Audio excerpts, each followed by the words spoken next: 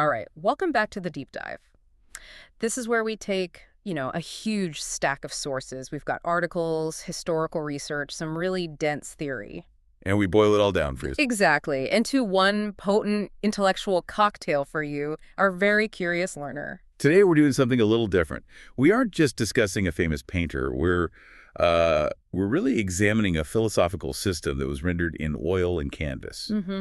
We are deep diving into the life and, the truly radical theories of Wassily Kandinsky, born in Moscow, 1866. And he's arguably the single most important pioneer of abstraction in Western art. He is, precisely because he didn't just stumble upon it. This wasn't an accident. He built a systematic bridge between the scientific, the sensory, and the spiritual to justify its existence. That systematic approach, that's our mission today, isn't it? We need to unpack that structured transition. So for the next, 40 minutes or so, we're going to explore how Kandinsky moved from a highly conventional, analytical life into the artistic avant-garde. All driven by this one singular concept he called inner necessity. Right.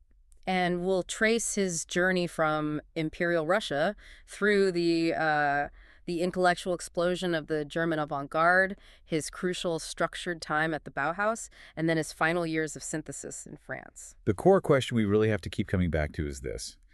How did Kandinsky systematically construct a completely new visual language?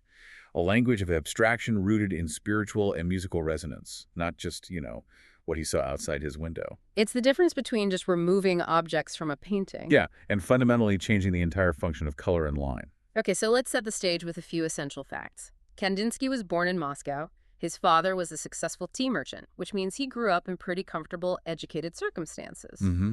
But here's the kicker that always gets people. The delay. The delay. He was so focused on academia that he didn't start studying formal painting until he was 30 years old. Before that, he was on a completely different career path. And he held Russian citizenship right up until 1939 when he finally became a French citizen. That 3-decade delay and that prior professional life, that's the key to understanding the analytical rigor he brought to the chaos of early abstraction. So let's begin with that delayed start, this time when a future abstract pioneer was still, totally entrenched in a traditional analytical world. Yeah, his background wasn't in some bohemian art school. He studied law and economics at Moscow University. So he was on track for a very stable career. Oh, absolutely. By all accounts, he was headed toward a highly promising teaching career in those exact fields. And this detail, it's not just trivia, is it? No, it's more than just filler. It's fundamental to his whole methodology. His early education gave him this profoundly structured analytical mind. He spent years mastering systems, rules, objective reasoning. And when he finally switched to art, he just applied that same framework. He applied that exact same rigorous framework to color theory and form psychology. That's why he wasn't, some intuitive painter just splashing paint around. He was an intellectual who constructed a theoretical scaffolding first, and then allowed his creativity and emotion to inhabit it. He didn't start formal painting studies, life drawing, sketching, anatomy, until 1896. He enrolled in the Munich Academy and eventually studied under Franz von Stuckte, who was a symbolist painter, which is important. Big emphasis on drawing and line. It's just a monumental leap, though. Giving up a secure, kind of tenured track career at age 30 to become a student again in a field you have no formal training in. What possesses someone to make that kind of radical break? Exactly. But the shift wasn't entirely out of the blue.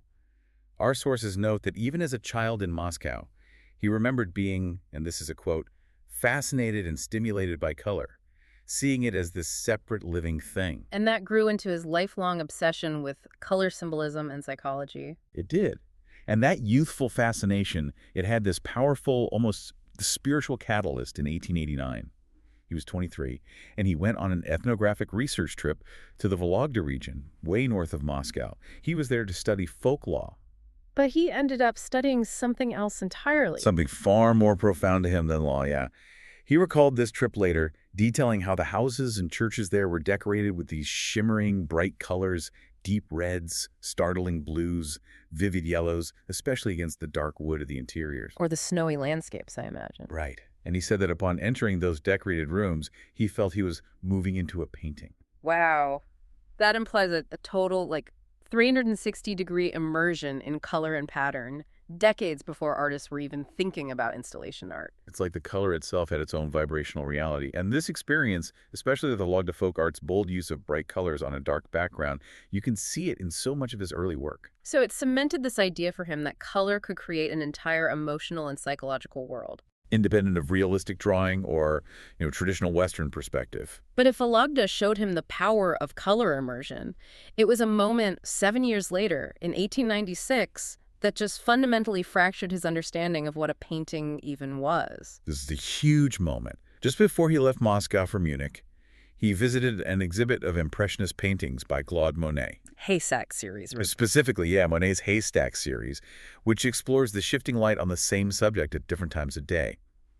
And his reaction was, it was intensely conflicted. It really shows the intellectual collision happening inside him. He said he could not recognize it. And that the non-recognition was painful to me. That's his analytical mind demanding an object or reference point. Exactly. He felt the object of the painting was missing, and that the painter had no right to paint indistinctly. It was a violation of the rules as he knew them. And yet, here's the key transformation. He noticed, to his own confusion, that the picture still gripped me. It impressed itself ineradicably on my memory. He realized the painting had this fairy tale power and splendor that existed almost entirely separate from the physical object. The identity of the haystack didn't matter. The pure arrangement of color and light delivered the essence. It showed him that if you remove the object, the haystack, the painting didn't collapse. It just transitioned from, say, descriptive journalism to emotional poetry. And that experience, combined with his analytical discipline, that laid the groundwork for his defining motivation. Inner necessity. A concept we really need to dig into. It wasn't just, I feel like painting. Not at all. It was his term for the singular spiritual drive to create art that's rooted in devotion to inner beauty, fervor of spirit, and spiritual desire. It was the ultimate justification for moving beyond external reality. It's a complete rejection of the idea that art should just reflect the surface of the world. In an affirmation that it must excavate the soul.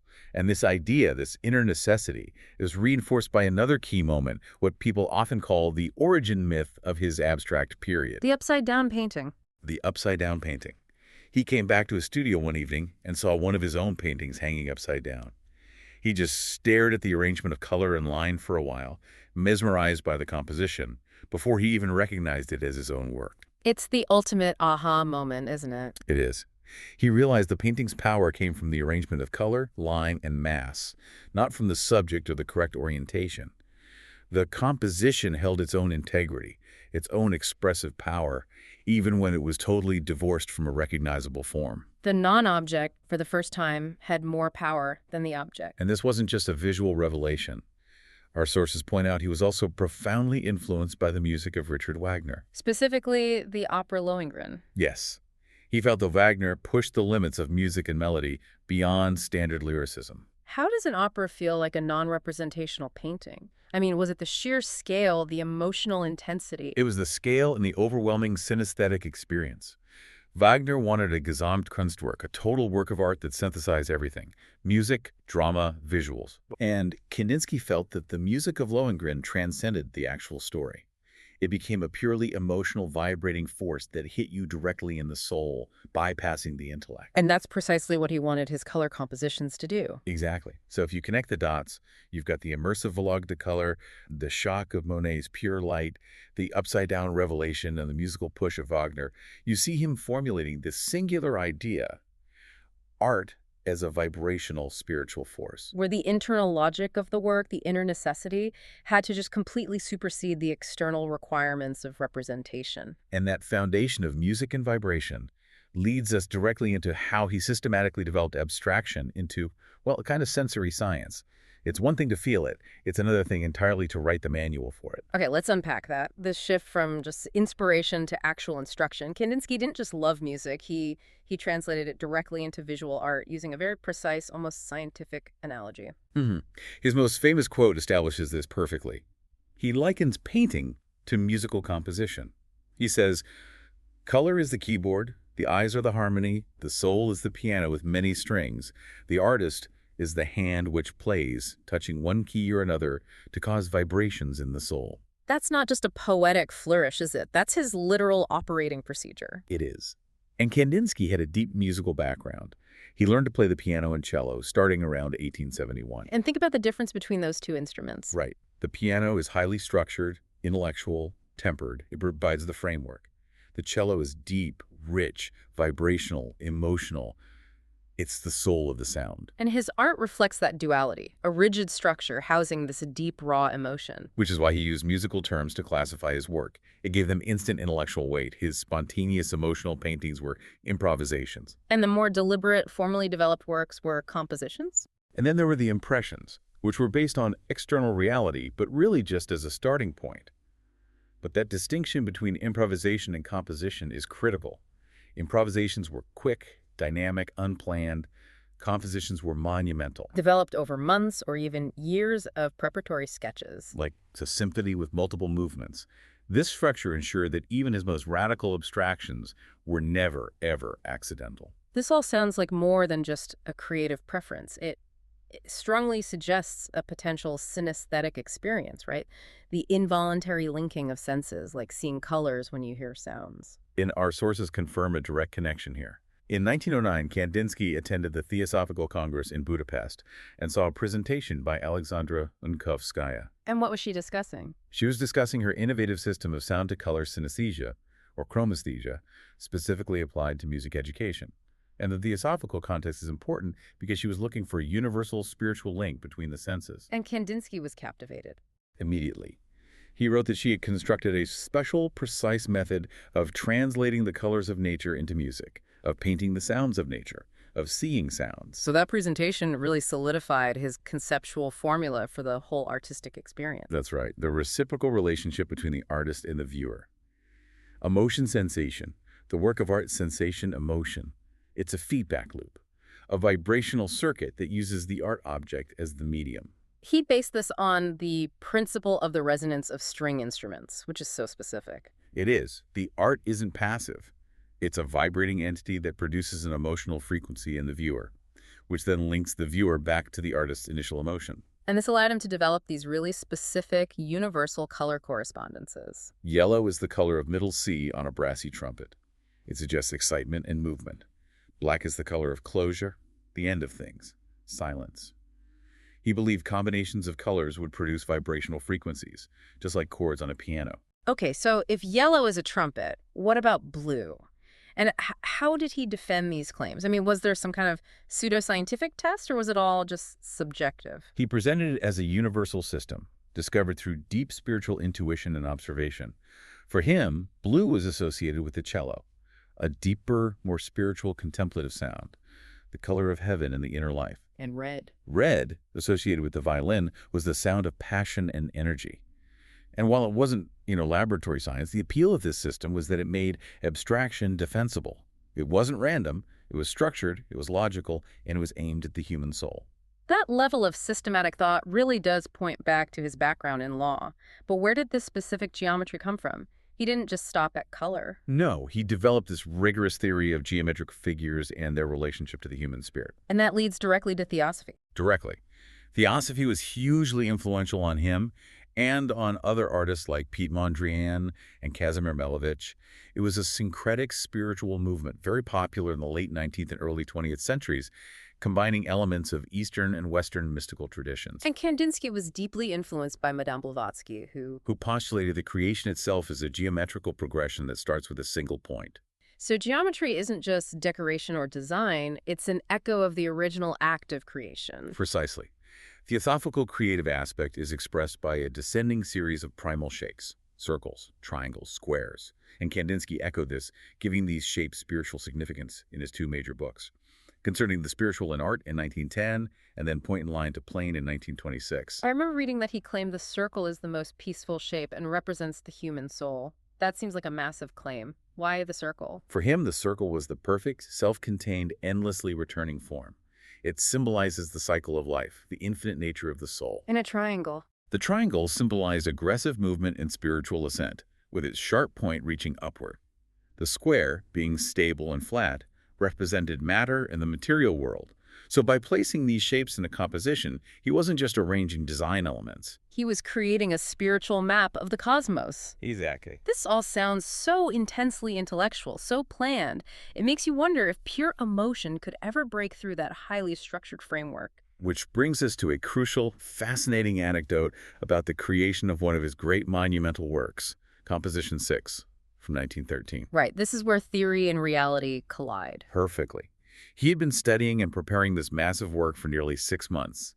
He intended it to evoke these profound, apocalyptic themes: flood, baptism, destruction, and rebirth all at once. So he had countless preparatory sketches. Countless. But when he outlined the final work on this huge mural-sized wood panel, he just got completely blocked. He was, as his partner Gabriel Minter put it, trapped in his intellect. And her advice was pretty radical for an artist so consumed by theory. It was. She told him to simply repeat the Russian word Überflut, which means deluge or flood, like a mantra, to focus on its raw sound rather than its intellectual meaning. And the result was Transformative. Repeating this word, hearing the raw sound of the concept, it allowed him to bypass the analytical block and connect directly to the emotional and sonic resonance of the subject. He completed the monumental work in an intense, sustained 3-day span. that moment just validates his entire system, doesn't it? The structure and theory are necessary, but the spiritual current unlocked by sound or pure emotion has to be what drives the execution. It resolves the tension between the lawyer and the mystic.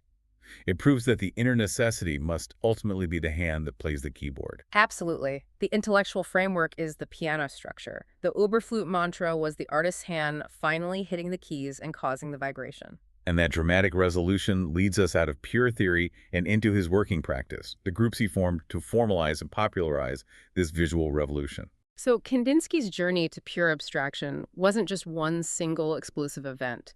It was this carefully plotted metamorphosis over the early 1900s. Yeah, initially when he started painting seriously in Munich, his works had broad swaths of color and, recognizable forms. But even then, you can see the deliberate push toward his later theories. He was using contemporary styles, but sort of pushing them past their limits. He was. You see strong elements of Fauvism, a French movement where color expresses intense emotional experience, not objective nature. He also borrowed from pointillism, where color is broken into dots or strokes. Which has the effect of collapsing traditional depth of field into a flat, really luminescent surface. Right, so the objective function of color was already starting to change radically in his work. This period was also intensely personal for him. In 1902, he invited Gabriele Minter to his summer painting classes. They became partners, and she bought a summer house in the small Bavarian town of Murnau. The Rissenhaus. It became this crucial intellectual hub for the German avant-garde. They'd entertain colleagues there, fostering a truly collaborative environment. And it was during this time, in that transition period from about 1903 to 1909, that these key transitional works started to appear, where he's consciously testing the boundaries of representation. Definitely. You look at the Blue Rider painting from 1903, which later gave its name to his group. It shows a small, cloaked figure on a speeding horse. And what's fascinating about that piece is the intentional disjunction, as you put it. The horse's gait is unnatural, almost childlike, which Kandinsky had to know was anatomically wrong. Of course. And the rider is less a specific person and more just a series of colors, an indistinct blur. So the focus isn't on an accurate depiction. No, it's on the dynamic movement, the emotional quality of the blue color, and the disjunction itself, which forces you to move beyond just recognizing what it is. The color is the subject. The horse is just a vessel for the action. Another key transitional piece is the Blue Mountain from 1908-1909. Here, the landscape just dissolves into these flat plains and broad applications of color. And the color is presented almost independently of specific form. You see three riders, maybe a spiritual echo of the earlier Blue Rider theme, moving across this bold, dark blue peak. The composition is all large, simplified color masses, flattening the perspective and creating this intense visual vibration. And these pieces really set the stage for the formal theoretical group he founded. But he didn't start the group right away. He was first a co-founder and president of the Neue Künstlervereinigung München, the Munich New Artists Association, in 1909. But his art was just moving too fast for them. The breaking point came over a painting Kandinsky submitted, Composition V. It was just deemed too radical by the group's selection jury. They couldn't integrate his purely non-objective approach with their more conventional concepts. which led him and his close colleagues to split off in late 1911. And this friction gave birth to something far more influential. He formed a new group, the Blue Rider, or Der Blaureiter, with kindred spirits like Franz Marc, August Mach, and of course Gabriel Minter. The name itself, combining the spiritual blue and the dynamic writer, signals their whole aim. This was a theoretical engine, a publishing house. They released the Blue Rider Almanac, which wasn't just about German art. It featured Russian icons, medieval woodcuts, folk art, trying to show a spiritual continuity across all forms of genuine, intuitive expression. They held two really seminal exhibits, establishing their presence. But then, unfortunately, the outbreak of World War I in 1914 cut their plans short, and Kandinsky was forced to return to Russia. But the legacy of this short-lived group was cemented by more than just paintings. It was cemented by a book, Kandinsky's treatise concerning the spiritual in art, released in 1910. This was the blueprint. It was a spirited defense and promotion of abstract art for the Western world. It affirmed that all forms of art could reach a level of spirituality and argued that color could and must be used autonomously, separated from just describing an object. This was revolutionary because it gave non-representational art a kind of ethical and spiritual justification. It did. And in this book, he formalized those three categories we mentioned earlier. Impressions were visual descriptions, just a starting point. Improvisations were spontaneous, deeply felt emotional reactions coming directly from the unconscious. Like a burst of feeling. Exactly. And then there were the compositions. These were the ultimate works, carefully developed from the unconscious mind over months of meticulous planning. They were meant to be vast and monumental. Like a fully scored symphony. The difference between an improvisation and a composition is the difference between a heartfelt, spontaneous piano solo and writing an entire concerto. The treatise also introduced his metaphor of the great spiritual pyramid. Right. He argued that society was this large triangle, and the artist, who receives the spiritual message first, stands alone at the narrow upward-moving tip. So what's understood only by that lone artist today becomes common knowledge, the base of the pyramid tomorrow. This metaphor defines the role of the avant-garde, the artist as a prophet, dragging the rest of the spiritual world upward. And the international impact of this theory was immediate and potent. By 1912, it was being reviewed in London. And the English translation, published in 1914, just rapidly expanded his reputation. You had extracts appearing in influential magazines like Blast and The New Age. These ideas were essential because they gave intellectual legitimacy to a form of painting that was often just dismissed as chaotic, random, or merely decorative. He had created the structure to house the chaos. So by 1914, Kandinsky was established as a prophet of this new art, armed with a global reputation and a complete theoretical framework. But the personal and political turmoil that came next forced him to change his focus entirely, moving from the philosophical to the pedagogical. The outbreak of World War I in 1914 forces Kandinsky to just abruptly return to Moscow, closing this exhilarating chapter of Der Blaureiter. And this 7-year Russian interlude, it was defined by intense personal upheaval and radical political shifts. Yeah, his personal life certainly didn't settle down. His complicated relationship with Gabriel Minter formally ended in 1916. Then, in 1917, he married Nina Nikolaevna Andreevskaya. And he was 50. She was a student in her late teens. Yes. They had one son, Volkswagen, who tragically died in 1920. So this chaotic personal backdrop is happening at the same time as the seismic shift of the Russian Revolution. And the revolution at first actually gave him a massive, if brief, opportunity. It did. He became an insider in the cultural administration of Anatoly Lunacharsky, the People's Commissar of Enlightenment. Kandinsky really dedicated himself to reforming art education and administration, helping establish major institutions like the Museum of the Culture of Painting. However, the revolutionary artistic mood turned against him pretty quickly. Very quickly. While he was focused on spiritual abstraction, the emerging powerful movements like constructivism and suprematism, they demanded utilitarian collective art. They saw his spiritual outlook as too individualistic and bourgeois. This ideological friction is so crucial. The radical artists wanted art that served the state, built factories, created propaganda. And Kandinsky wanted art that uplifted the soul. They were completely incompatible goals. So as a result, he painted very little during this period. He was sidelined from creating. Instead, he channeled his analytical discipline into teaching. He focused on developing this incredibly structured artistic pedagogy, a teaching program based entirely on the measurable effects of form and color analysis. He was building educational systems, not paintings. And it was this highly structured teaching expertise that made him such a valuable target for the German avant-garde again. Exactly. In 1921, he was invited back to Weimar by Walter Gropius, the founder of the Bauhaus, the most important modern design school in the world. That move from the spiritual chaos of post-revolutionary Moscow to the highly structured, almost industrial environment of the Bauhaus in 1922 must have been monumental. It was. And his art became significantly more geometrical, more pedagogical. It was marrying his theoretical spiritual claims to demonstrable principles of perception. But we should spend some time on his teaching methodology here. How did his analytical mind structure art education at the Bauhaus? Well, he was immediately put in charge of the foundational courses.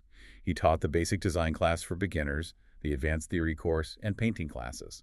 And he would force students to perform exercises that, in his mind, proved his theories. Like the famous color and shape quiz. Exactly. He'd ask students, which shape goes with which color?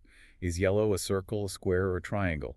Is blue a circle, a square, or a triangle? And he found a consistent pattern across students, didn't he? He did, which reinforced his belief in these universal correspondences.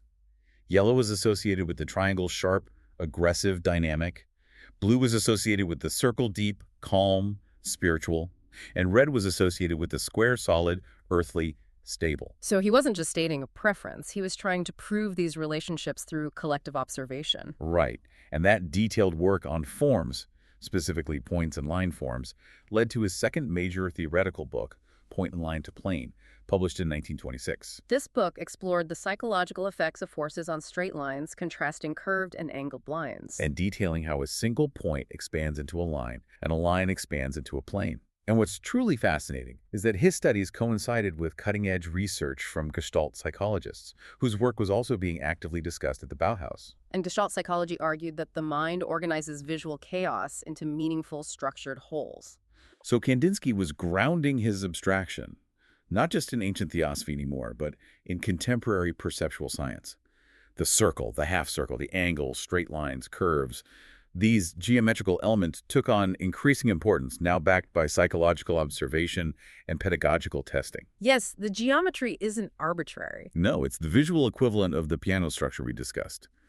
He stated clearly that the geometrical point is the ultimate union of silence and speech, symbolizing the soul before the act of creation. And we see this intense geometrical production peak in key works from the period, like Yellow, Red, Blue from 1925. It's a massive painting, 2 meters wide. And visually, it's highly structured. You have a vertical yellow rectangle on the left, an inclined red cross near the center, and a large, dark blue circle dominating the right. It's a world of intersecting lines, arcs, colored checkerboards. This work perfectly illustrates his distance from his radical contemporaries, doesn't it? It does. It shows his departure from the sheer functionalism of constructivism, which wanted only straight lines and utilitarian forms.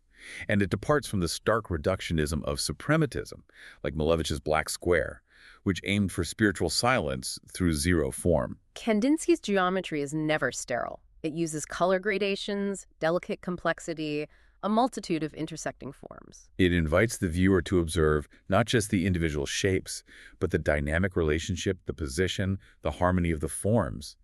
It necessitates deeper observation. It requires intellectual engagement, not just spiritual surrender. And while he was teaching at the Bauhaus, he also became a key member of Die Blaue Vier, the Blue Four. Yes, alongside Paul Klee, Lionel Feininger, and Alexei von Jelinsky. This was a strategic group specifically promoted in the U.S. from 1924 by the dealer Gulke Scher. They were consciously exporting the German avant-garde, framing it for an American audience. Unfortunately, this fertile Bauhaus chapter came to a violent close because of the rising political hostility of the far right. The Nazis viewed all modern, non-representational art as decadent and corrosive to German culture. The pressure was immense. The school was forced to relocate multiple times, from Weimar to Dessau, then to Berlin, before being dissolved entirely by the Nazis in July 1933. And this direct political hostility against his life's work forced Kandinsky, once again, to leave Germany for exile. He settled in Paris, beginning his final synthesizing period. It's a testament to the power of his ideas that they were deemed such a threat by totalitarian regimes. And that move to France marks the beginning of the Great Synthesis, the final culmination of everything he had learned, from the peasant art of Moscow, the spiritual fervor of Munich, and the geometrical rigor of the Bauhaus. The Paris years, from 1934 until his death in 1944, are just a masterful demonstration of synthesis. He was working in modest conditions, out of an apartment studio in Neuilly-sur-Seine. But producing canvases of immense complexity, bringing together 4 decades of evolution. And the style shifted again. The Bauhaus geometry was still there, foundational, but these new biomorphic forms appeared. Shapes with supple, non-geometric outlines. They often suggest microscopic organisms, cellular structures, embryos. But he was still using them, fundamentally, to express his inner life and the process of creation. So he was borrowing from the emerging visual language of science, the images you'd see through a powerful microscope, but infusing them with spiritual meaning. Absolutely. They look like amoebas or floating entities, but for Kandinsky, they represented the primal, self-generating life force of the universe. He also started incorporating new techniques and palettes that explicitly referenced his past. Our sources say he used color compositions that evoked Slavic popular art. Drawing on his Russian roots, but filtering them through his abstract lens. And structurally, he added texture, occasionally mixing sand with his paint to give the canvas a granular, almost rustic quality. It's a full-circle synthesis, then, combining the organic, gritty texture of a log de folk art with the geometrical rigor of the Bauhaus and the spiritual language of biomorphism. It was his way of stating that the primitive and the sophisticated, the inner and the outer, were fundamentally one. And this final period culminates in his final 2 major compositions. Composition IX from 1936. That one features these highly contrasted, powerful diagonals, often set against a pink or pastel background, with a central, soft form that gives you the impression of an embryo in the womb, a clear, deliberate reference to rebirth and creation. And then there's the truly monumental Composition X from 1939. In this piece, you have small squares, dots, colored bands, all standing out against a black background. They suggest star fragments, nebulae, filaments floating in cosmic darkness. There are also these enigmatic hieroglyphs covering a large maroon mass that seems to float in the upper left corner. And these forms are subtly harmonized, deliberately intended by Kandinsky to resonate with the observer's soul, revealing themselves progressively, layer by layer. The visual complexity demands patience. It requires the viewer to engage in the same dialogue between structure and emotion that defined his own creation process. To really grasp the weight of these final works, we have to go back to Kandinsky's own self-conception, the artist as prophet at the tip of that upward-moving pyramid. He genuinely believed that the authentic artist, creating from internal necessity, was responsible for dragging the rest of humanity into the future. And this prophetic vision was often linked to apocalyptic themes, which was a preoccupation throughout his life. A fascinating one. He was constantly meditating on Christian eschatology, the coming New Age. He drew on biblical stories, Noah's Ark, Jonah and the whale, the 4 horsemen of the apocalypse. But critically, he never tried to just picture these stories as simple religious narratives. Never. He used their veiled imagery as powerful symbols of the archetypes of destruction, creation, and death rebirth, the ultimate spiritual cycles he felt were imminent in the pre-war world and throughout the rise of totalitarianism. His goal wasn't to illustrate a Bible scene. It was to evoke a spiritual resonance. A communion of viewer, painting, and artist in the face of epical change. Unfortunately, this prophetic art was viewed as not just degenerate, but dangerous by the political forces of his time. And that leads us directly to the historical tragedy of the Untertet Kunst campaign, degenerate art. Yes. In the years leading up to the war, many of Kandinsky's works were confiscated by the Nazis. The overall inventory of works confiscated during this campaign, over 16,000 pieces in total, including his own now-lost Swirly Rod from 1916, it was extensive. The consequence was catastrophic for modern art. Confiscated works were either sold abroad to raise foreign currency, exchanged for more traditional German art, or, tragically, destroyed. And Kandinsky died in exile in France in 1944, just as the war was drawing to a close, never returning to Germany. Yet, the destruction of his works didn't diminish his commercial or artistic significance at all. No. Kandinsky remains one of the most commercially valuable artists of the modern era, which is a testament to the enduring power of his synthesis. We see this reflected in the market. His 1909 painting, Study for Improvisation 8, sold for a massive $23 million in 2012.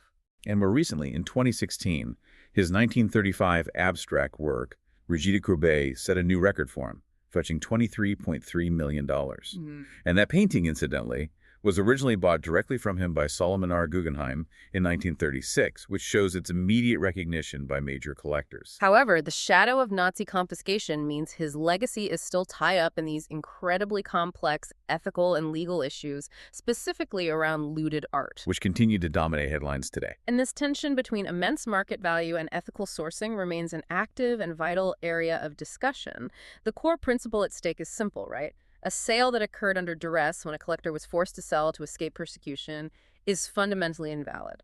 That's why we've seen significant cases continue to unfold decades later. I mean, consider the complex case involving painting with houses, which was originally owned by the Jewish collector Emanuel Albert Lowenstein. This painting was held by the Stedelijk Museum in Amsterdam for decades, and the sale took place in 1940, 6 months after the German occupation began. The case was highly controversial because the Amsterdam City Council initially tried to keep the painting.